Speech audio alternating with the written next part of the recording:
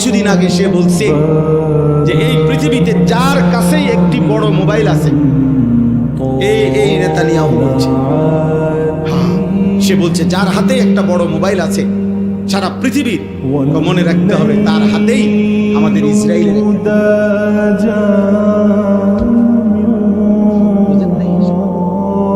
বড় মোবাইলের পার্টস, কোনো না কোনো পার্টস, 2-4-10টা পার্টস ইসরায়েলের।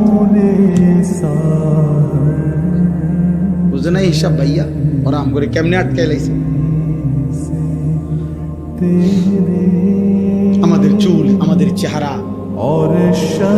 সন্তান আমার মুসলমান, বাপ মুসলমান, মা মুসলমান, চুল দিকে তাকাইলে বোঝা যায় সে বেঈমান। সারাদিনের চলাফেরা দেখলে বুঝাই যায় সে বেঈমান। নবী সাল্লাল্লাহু আলাইহি সাল্লাম তো স্পষ্ট বলছেন, নবীজির লোকে আপনি রাগ করতে পারবেন? তো নবীজি তো বলছে মান তারাকা সালাতাম মুতাআম্মিদান ফাকাদ কাফারা, যে